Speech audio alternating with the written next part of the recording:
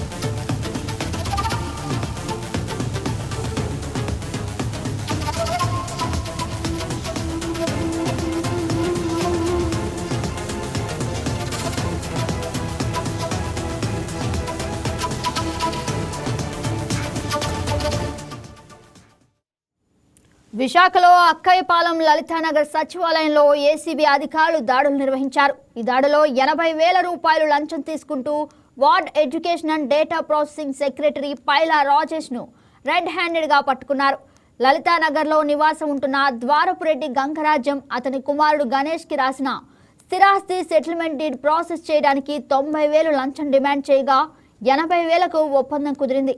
లంచం ఇవ్వడం ఇష్టం లేని గణేష్ ఏసీబీ అధికారులను ఆశ్రయించారు. దీంతో రాజేష్ ను రెడ్ హ్యాండెడ్ గా పట్టుకున్నారు.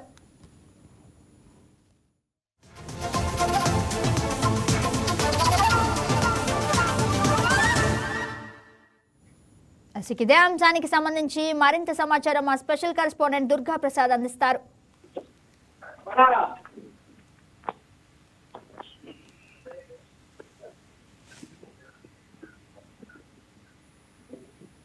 దుర్గా ప్రసాద్ చెప్పండి.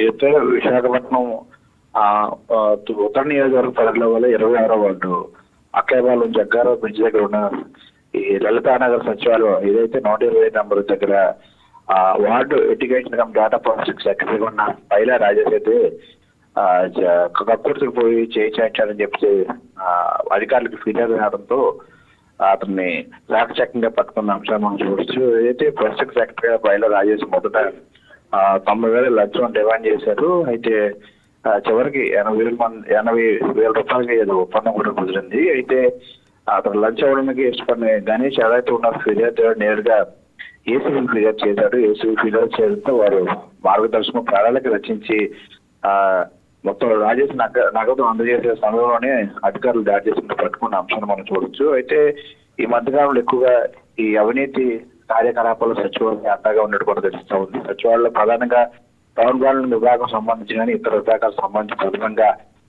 పర్మిషన్ లో ఏదైతే ఈ మధ్యకాలంలో రియల్ ఎస్టేట్ వ్యాపారం సంబంధించి పురోగతి సాధిస్తున్న ఈ తరుణంలో ఎవరైనా డెవలప్మెంట్ వర్క్ చేసుకోవాలన్నా కన్స్ట్రక్షన్ చేసుకోవాలన్నా కూడా ఆ వార్డు సెక్రటరీ పర్మిషన్ చాలా కీలకం. ఈ నేపథ్యంలో ప్రతి విభాగం సంబంధించి కూడా లంచాలు డిమాండ్ చేస్తున్నారు. కొంతమంది దీనిపై ఇప్పటికే అనేక ఫిర్యాదులు వస్తామని ప్రతి సోమవారం నిర్వహించే ప్రజా సమస్యల పరిష్కార వేదికలు కూడా ఎక్కువగా ఇటీవలే ఇట్లాంటి కంప్లైంట్లు వస్తున్నాయి. ఈ నేపథ్యంలో విశాఖ తూర్పు ఉత్తర నియోజకవర్గం పరిధిలో 26వ వార్డులో ఉన్న ఈ సచివాలయంలో కూడా ఎవరైతే డేటా ప్రాసెసింగ్ సెక్రటరీ ఉన్న పైలా రాజేష్ పై కేసు నమోదైన అంశాన్ని మనం చూడొచ్చు.